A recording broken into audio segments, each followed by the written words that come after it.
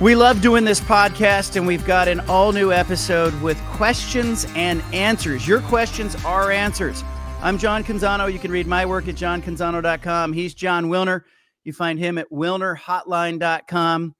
Wilner, I got to start with a story, okay? So, good. People may have seen the news this week that the Portland Trailblazers are for sale. Yes. That news broke. You know, I don't think it's a huge surprise. Paul Allen died in 2018. His sister's been the trustee, and she's had a stranglehold on the Blazers organization for the last few years.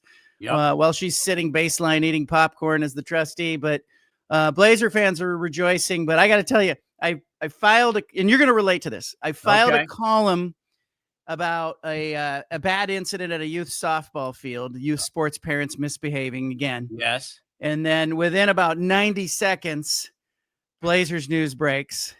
Of kind course. of tips your whole day on its head. Not only am I writing a second column, I've got a whole radio show that has to be orchestrated and reproduced with guests and all that. But got me thinking about something you and I were kind of bantering about last week when the Pac-12 went back to court with the Mountain West and asked for that additional stay of their lawsuit so they can have the settlement discussions on May 19th. And we'll get to all that. But you've been carrying your laptop around for what, 2-3 years now, just waiting for news to break? Yeah, since June 30th, 2022. When the day USC and UCLA announced they were leaving the Pac-12. Yeah, I mean, it's pretty much been a 3-year realignment wave, and all the things that are involved in realignment, whether it's expansion or lawsuits, mediation, media deals. And that's all huge news that a lot of people care about. And it has just gone on for a long, long time. It may end here in the next couple of months, I would think, at least on a short-term basis. But yeah, I mean, I've taken my computer to places I never dreamed of, because you got to be ready to roll at any point, and sitting on the beach with it, amusement parks. I mean, you name it. I've had my computer with me everywhere for 3 years. I was in line with my family, 2 summers ago at the Statue of Liberty, and I had my laptop with me as we're waiting in line to try to get up and, get to the part of the station where you can see up and you can see the torch and all that. I've got my laptop with me. My kids are taking pictures and looking around, and I'm just going, well, if hell breaks loose right now, with the Pac-12, I'm going to have to sit off to the side at the foot of the Statue of Liberty and write a column about it. And part of the job, and I know you love this too, like I love this part of the job. I love that no 2 days are the same. I love that, it's a lot about networking and social IQ and finding information and being able to mine for the right kind of information and then explain it to people or reveal it to our viewers or our listeners or our readers. But there is an element to the chaos that is not all that fun. And it's those times when, like, my kids are sitting in the car in the driveway and I'm trying to just confirm one little bit of information before I hit publish, and I can see them outside the window and they've sort of established like this piece, like it's kind of, they're in it too, right. So they're not resentful about it, which I really appreciate, but nice. You are dealing with, a kid you have in high school who's making college tours and making a college decision. I'm going off to like a CYO track meet for a 3rd grader, and I've got my laptop on my hip. Yeah. So it's crazy. It's kind of it comes with the job, and you're right. I mean, it's part of it. It's certainly, exciting and intellectually stimulating and all that, but it's nice to have a few walls between personal and professional life every once in a while. So I was thinking about you when I saw that Blazers. So actually, before we get started, do you think Phil Knight will buy them, and what could that mean for Oregon? Well, like if you look back to 2022, Phil Knight and Dodgers co-owner Alan Smolinski made a $2 billion offer for the team. I think it was like 2 or 2.5 billion that they offered. It now looks like a low ball offer because the Boston Celtics sold for 6.1 billion. Yep. So, I expect the Blazers to be around 4.5 billion. I think that's the scale for the team. There's a lot of surrounding real estate around the Moda Center that was part of Paul Allen's estate. I'm not sure how much of that could be sold. So this could be a real development, not just a basketball. This could be a real estate development play with an entertainment district. And I think that's got people buzzing in Portland. But this organization, the NBA organization, has been on autopilot now since 2018. It's just kind of been status quo. There's nobody, nobody with skin in the game. There's not a stakeholder. There's no that downward pressure that you get, whether it's a high level booster in college or a university president or an AD who's got demands, or with a pro sports franchise, it's the ownership group. That top down pressure does not exist. And so the fans are, I think, really frustrated, and they see no plan, no direction. So I think the news this week was really stimulating for Blazer fans. And then to Phil Knight and Alan Smolinski, like, Knight's 87 years old. Like, I had kind of held out hope that Knight would be interested, but I think his age is just too much. So he came out with a statement, and he basically said, hey, 5 years ago I was interested in this, not interested anymore. I'm too old. And I'll go back to a quote that an NBA executive gave me. The NBA executive told me, there's nothing that one billionaire loves more than telling another billionaire to go pound sand. And I think Jody Allen did that to Phil Knight 5 years ago, and I think Phil Knight is doing it back now. So sadly, it doesn't appear as though Knight is a candidate.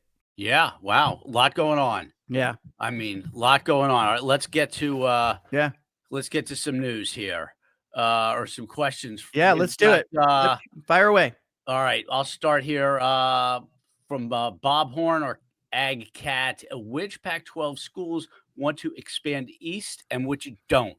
I think this is referring to you reported, was it last week? Yeah. That certain schools are in favor of maybe getting into Texas. Other schools want to stay more regional with the 8th member or 9th, 10th football members. What do you think?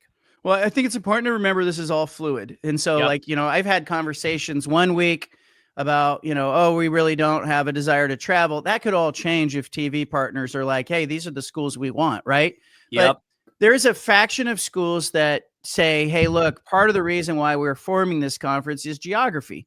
And so if you just look at a map, a United States map, it's really easy to point at Nevada and UNLV and go, the state of Nevada, and go, hey, this belongs in the grouping. And what doesn't belong is going off to Texas or going off to, Memphis or going off to Tulane. It's just you're shipping all your Olympic athletes. I think that, it's not difficult to ascertain that Oregon State and Washington State have a real desire to maybe stay a little more regional, but there are some others. And then I think there are some schools that maybe are just listening to the football coach who is saying, hey, we want to get a toe into Texas. Yes. It'd be great to recruit or play a game in Texas here or there. But it's why, Wilner, and I'll pose this back to you. How feasible is it, like, if they can get just UNLV and stay regional, does it open a door for the potential maybe of going to Memphis and Tulane and going, hey, this is the best group of 5 conference, clearly. It's the 5th best conference in the country. There's no doubt about it. Hey, play football in this conference. And the debate. If you're the conference champion in the Pac-12, you're going to the playoff if there's an automatic berth there. But how feasible is it to go to those schools and be like, hey, just play football or just play football and basketball? I mean, I think in Memphis's case, basketball is very appealing to be in the same conference as Gonzaga and, San Diego State. I just always get back to the money and whether the Pac-12 will be able to make an offer that accounts for everything those schools are thinking about. The travel, they're going to have to pay exit fees. They're getting above average revenue shares in the AAC. I don't see how the Pac-12 can make it worth their while financially. Now it's a different calculation for a Texas State or one of the schools that's not at the top of the AAC, but I just don't see the money being there. What about the idea of taking a UNLV as an all sports and then maybe the 9th or 10th members just being football members? Like, what if it's Texas State just in football, just to round out the schedule? Or, do you, here I am asking you all the questions, but, I've kind of started to think a little outside the box because I don't know if there's a no-brainer out there. And if there's not a no-brainer, why not go outside the box? I mean, if there was a no-brainer, they would have that team, that school already, and they'd have a deal done. And the fact that they don't have a deal and they're still looking at the school's options tells you that, it's complicated and it's not easy. And I think that certainly going into Texas for football only could make a lot of sense. I think they need to be in Texas for football. There's no doubt about that. Recruiting, media exposure, money, chips to play for the 2030s when they do a new deal. There's a lot of reasons to be in Texas for football, but taking your Olympic sports to San Marcos, that's a whole different deal, right? And I think that there'd be a lot of reason to try to limit that to a football only situation. Here's a question coming in from Twitter. You guys have hinted that mediation between the Mountain West and Pac-12 has affected expansion and future media deal for the Pac-12. He says he's read reports that they haven't got a mediator yet. So will the media deal and expansion be delayed by the settlement talks? Well, I do think they have a mediator. They just did not name the mediator in the legal filing last week, but I assume that they would not be going to mediation officially if they hadn't settled on a mediator. So let's just to clear that piece up. But I do think it's very possible that they're holding off either because they want to hold off or because the networks want to hold off. It's possible that some of those networks have said, you know what, we want a little bit more clarity on what your conference is going to look like before we sign a 5-year deal or whatever. And so, they're going to see about mediation and where that leads. Now, the problem is the mediation could take a couple of months, right? Or they say, you know what?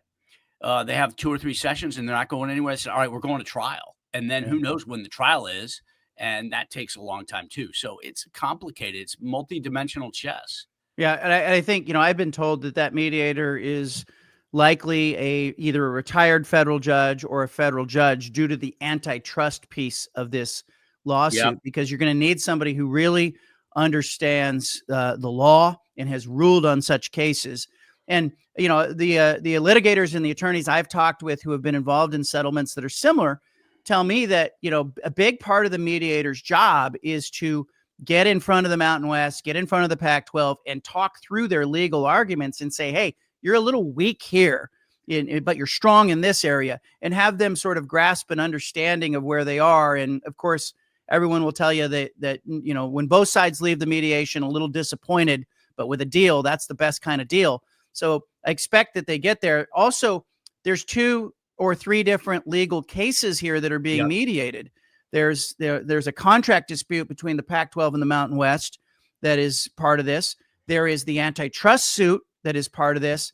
And then there's the case from Denver involving Utah State, Boise State, and Colorado State, where they're suing to reduce the exit fees. So it's not just that they're trying to figure out on the poaching penalties or the antitrust piece, which I think the Pac-12 feels like it's in good position on. There's some other tentacles here. So there'll be some give and take, I think.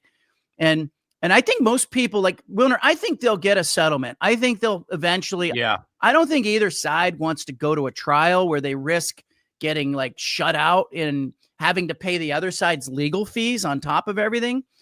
There's a real risk there that, if this drags out too long, and then there's a time element. The Pac-12 really, July 1st of this summer, you want to know who's coming in because you got some onboarding to do. In the Mountain West, if it goes to trial, one of the attorneys told me, if you go to trial and you're the Mountain West and you're trying to collect this $61 million that they have to make the first payment on July 1 of 26, you couldn't get a result in the trial and get paid.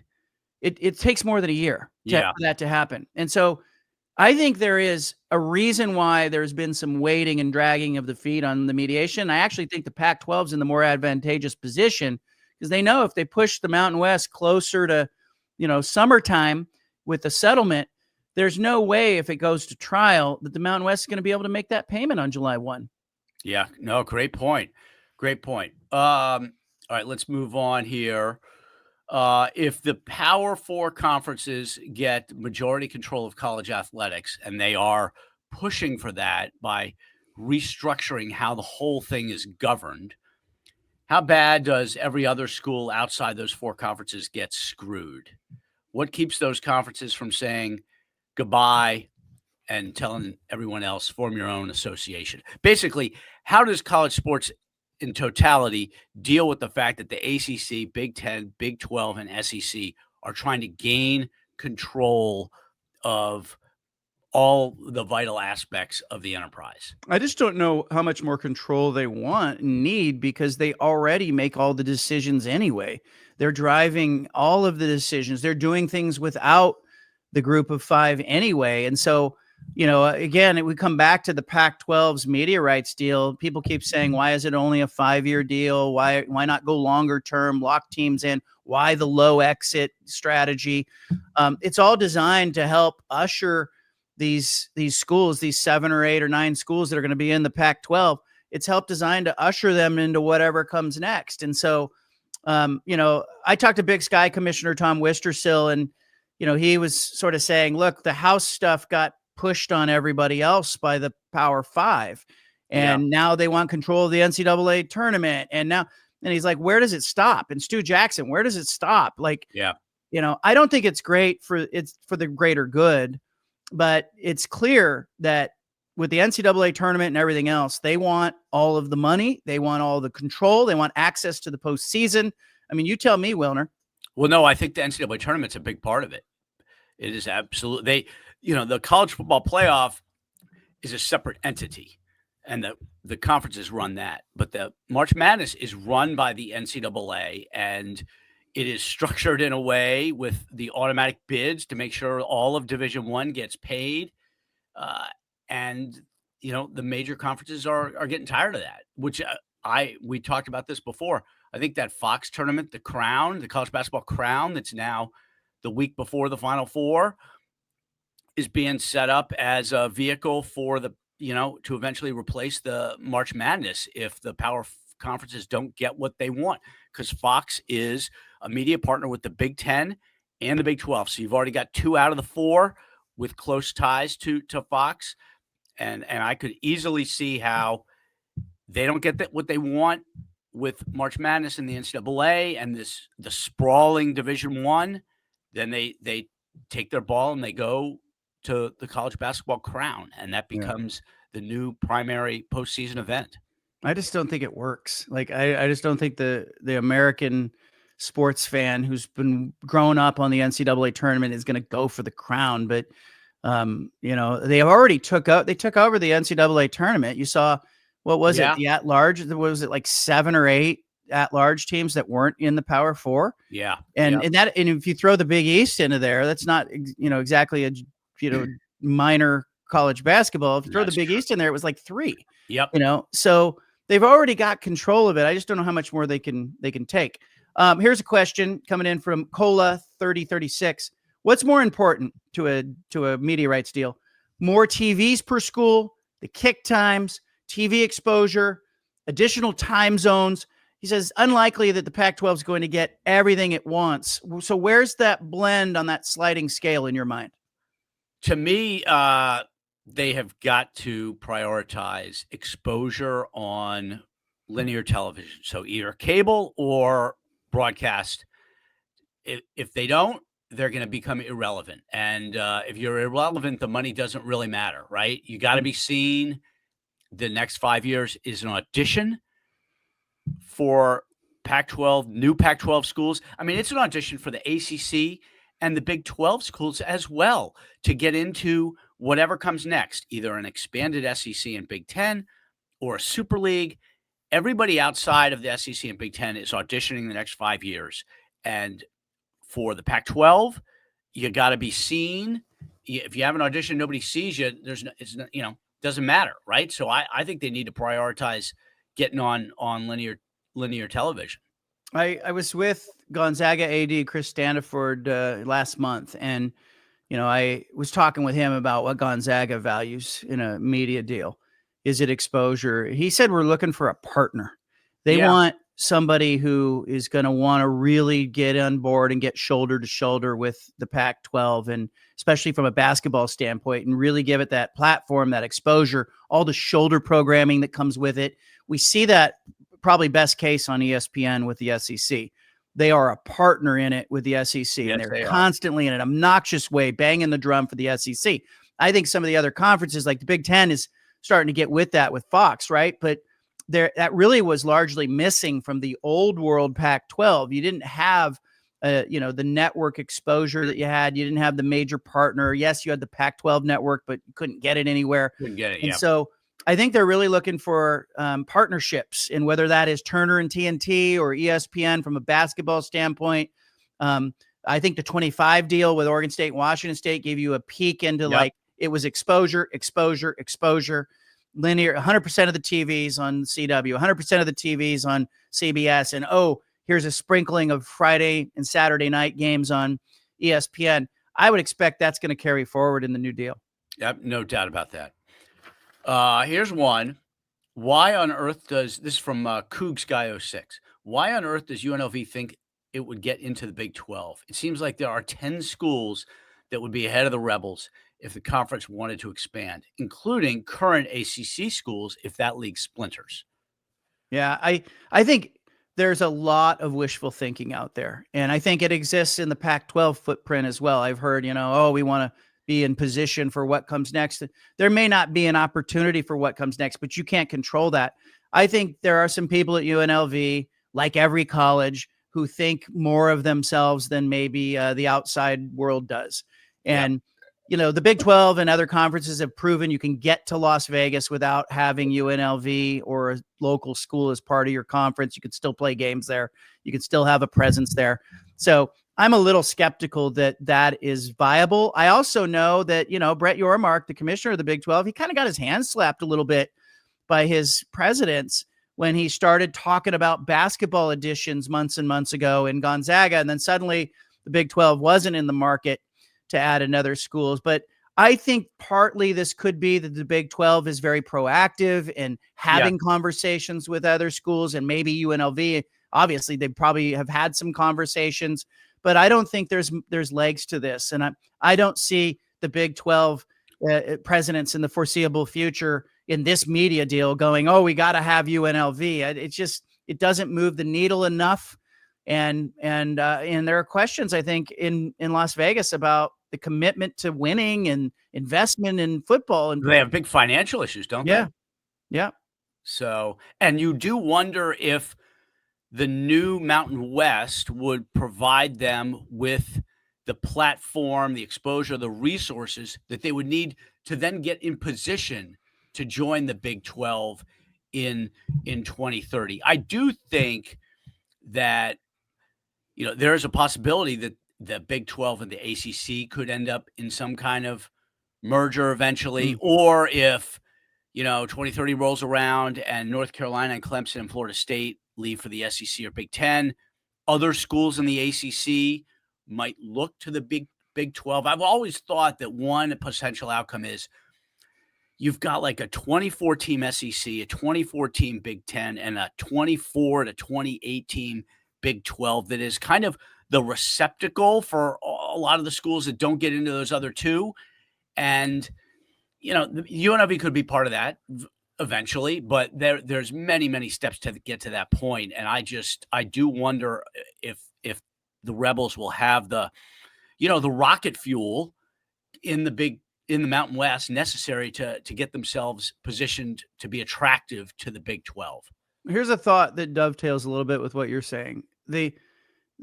One of the, I think, negative byproducts of the old world Pac-12 blowing up was the balance of power in the Power Five now has tipped all the way to the SEC and the Big Ten. There used to kind of be the check of having those three other conferences to sit back and, they had some voting power in the room. They had some clout. Yeah.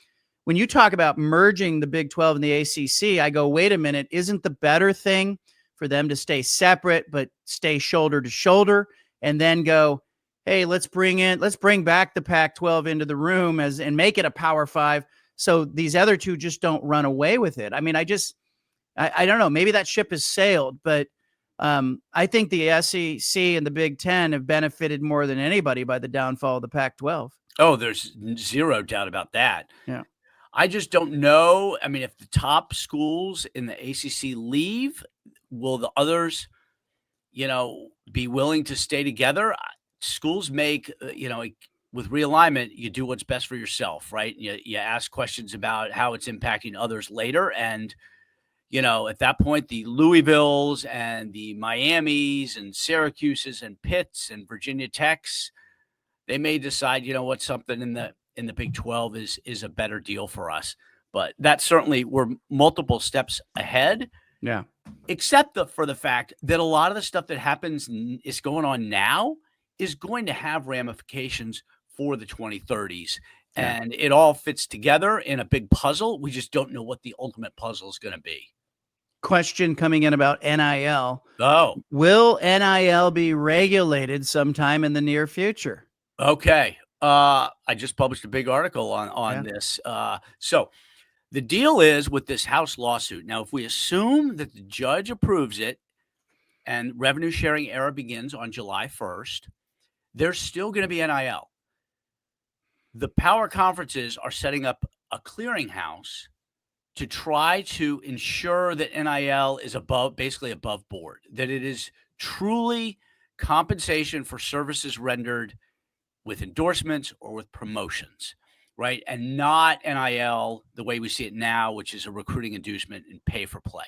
So this clearinghouse is going to be operated by Deloitte, and any NIL deal that is for $600 or more will have to be reported.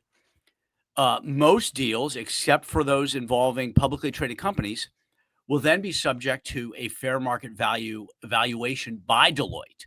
So they're going to say, you know what, you can't be paying $500,000 for that kid to endorse a pizzeria in town one time.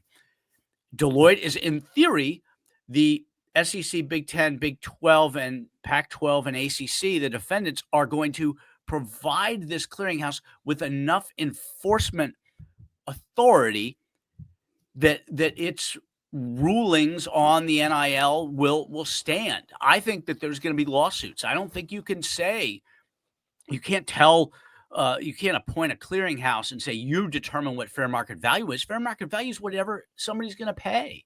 Yeah. So I think we're going to see lawsuits immediately once this thing gets approved and ramps up. But that, in theory, there will still be NIL, and in theory, it will be more of the pure NIL that it was originally intended to provide. And I saw something along the lines of like 70% of the old NIL deals would not be valid under the new system. Scott Barnes, the athletic director at Oregon State, is part of that enforcement committee that is talking about it. He told me, he said, that's his name, McCoy, I should say, Washington State. Yeah, he said, Barnes said this will not be like the old NCAA that didn't have teeth. He said it's going to carry a big stick. There will be penalties. It sounded to me like they want to take this very seriously. And of course, if you're the Pac-12, you want a level playing field because, you can't spend what Ohio State and Oregon and those schools are spending in revenue sharing. On top of that, you've got NIL. Right. There has to be a ceiling created. And if there's no ceiling created, there's no shot for everybody else, even the Big 12 and the ACC schools. There's no shot for them to stay in the same room. You want to be able to keep those schools within view of your front windshield, so to speak. And so I think they're really hopeful that kind of the revenue sharing cap, along with some NIL regulations, are going to walk it back. And I'll go back to Gonzaga from a basketball standpoint. Gonzaga is really watching this and going, hey, we really need there to be enforcement of this. Has to be legitimate NIL, because if it's just, if it's, a SEC school paying a kid to turn on the automatic sprinklers and they're giving them $1 million for it, you can't compete with that if you're not in those conferences. Right. It is going to be based in theory on legitimate business dealings. So that, if you take the next step there, what are schools that are potentially going to benefit?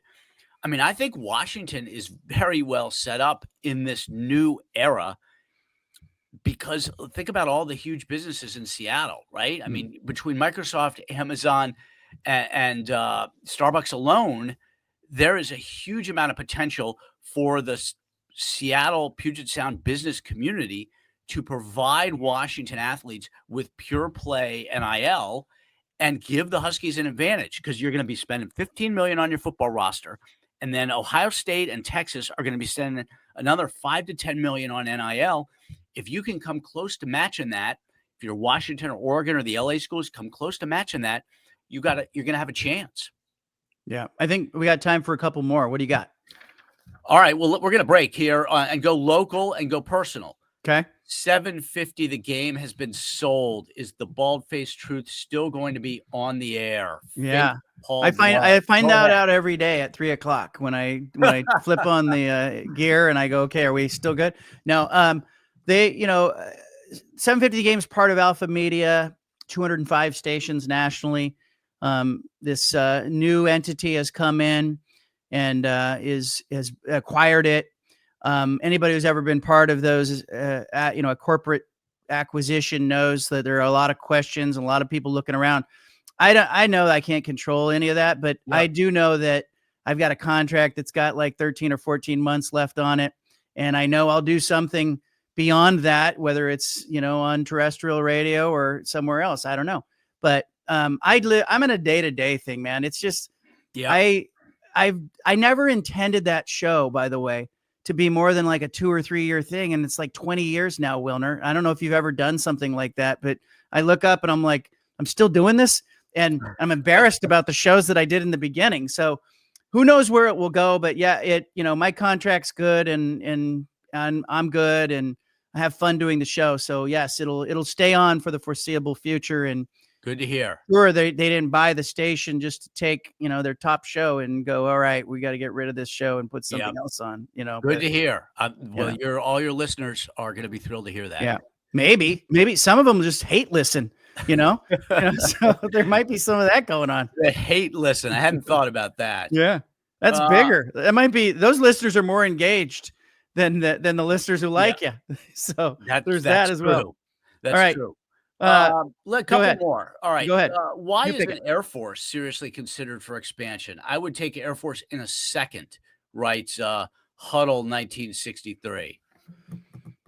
Air Force to me makes sense if you've got Army, Navy, and you can sell kind of this armed services branch of football and competition.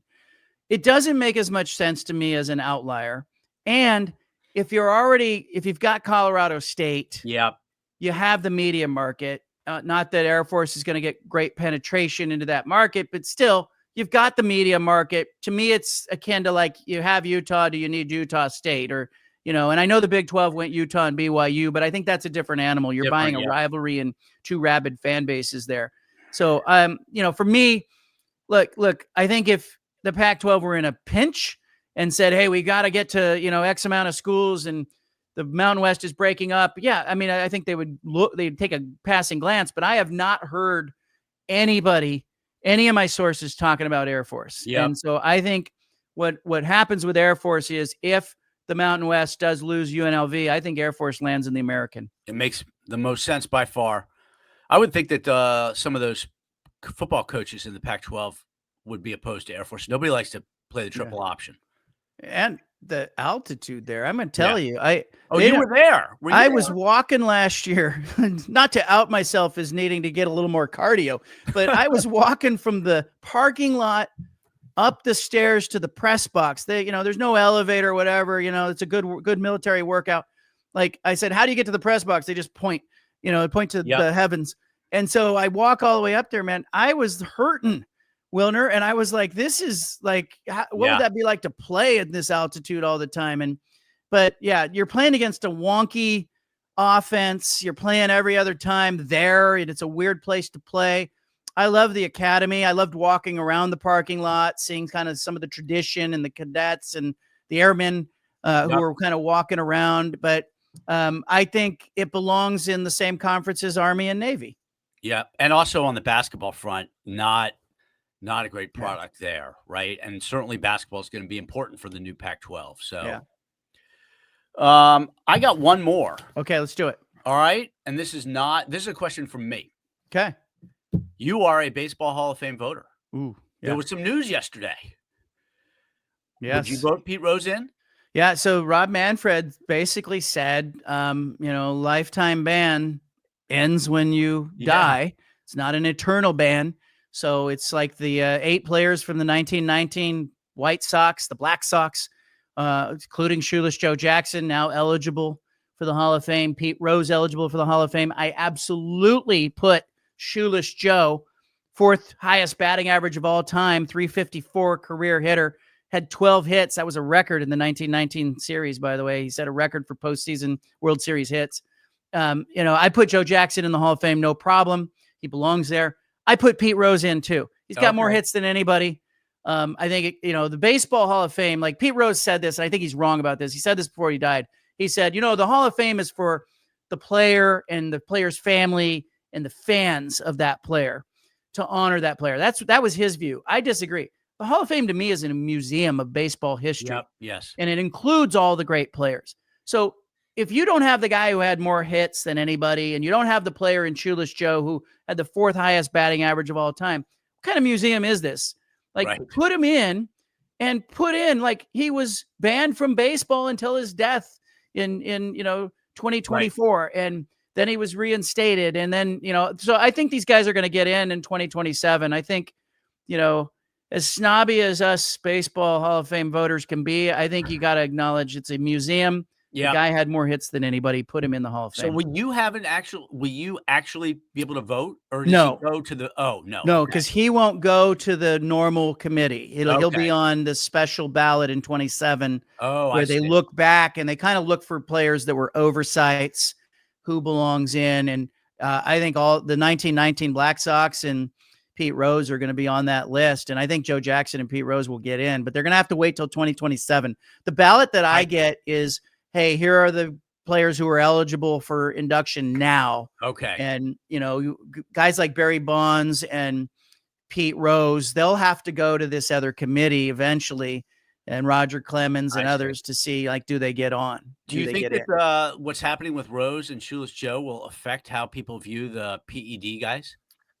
Different conversation. Okay. And I find it very polarizing among the voters. Like, for me, I don't feel like it's my job to, like, drug test the players and, decide after baseball, let them play. I'm eyeballing it going, did A-Rod use, did Barry use, did Clemens use? How about Piazza? It's not my job to do that. So my thing is, like, I say, look, baseball, let them play.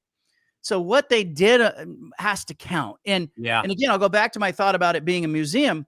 If it truly is a museum of baseball history, just put the ugly in. Like, that's what museums do. When you walk around a museum in Beijing or in Paris, you see the good, the bad, and the ugly. Put the ugly in. Like, Bonds did this. He hit 1 million home runs. Man, was he amazing. Probably would have made it anyway. But the cream and the clear, here's how it went down in the 2000s. Yeah, great point. How about you? Would you put Rose in? I would put Rose in, yeah. I don't know how I feel about the PED guys. Yeah. I do remember that whole era is a blur for me. I was covering the Giants that year, and I remember it was in late August or early September. I walked into the Giants clubhouse, and I looked in the equipment guy's office, and there are a couple of dudes with these dark suits on, and they're just sitting. I'm like, what the heck's going on here? And then, however many days or weeks later, Balco blows up. And I've never really been able to get a great handle on how I feel about the PED guys, but I would put Rose in for sure. Yeah. And I think it's important to remember, too, that when Bonds was doing the cream and the clear, baseball didn't have a PED rule. So actually what he was doing, it may have been illegal, but it wasn't against baseball's rules. So I think some of the players, like, I had Gary Sheffield on my show. I've talked to Bonds before. He doesn't seem to care, but it's some of the players, I think, are trying really hard to kind of reinvent history. I think the better approach is to just meet it head on and go, look, baseball let it happen. This, we played. Nobody in baseball said you're ineligible to play a game here. You had an at bat. The pitcher's stats count from that era. Why don't the hitter's stats count? But I think, put a PED wing in there. And, I remember I was covering that playoff run too, because you remember we were coworkers at the Mercury News at the time, and I was doing MLB and NFL. And I remember I was in the 49ers locker room, and Lee Woodall, the linebacker for the Niners, had his shirt off. And you can't help but look, and it's like a specimen. The guy's just ripped. He looked like he was a bodybuilder. And then I'm in the Giants clubhouse. Bonds took his shirt off, and I was Oh. like, holy hell, he looks like Lee Woodall. Yeah. Like, and he just was ripped. And so, I mean, I don't think. And his head was gigantic. Yeah. I would love people in the comment section to tell us, do you put Rose in? If so, do you put Barry Bonds in the Hall of Fame? You tell us. Make sure you subscribe as well. If you're watching on YouTube, share it with your friends and family. You can read me at johncanzano.com. You can find Jon Wilner at wilnerhotline.com. And we'll be back next week with an all-new episode. Thanks, everybody.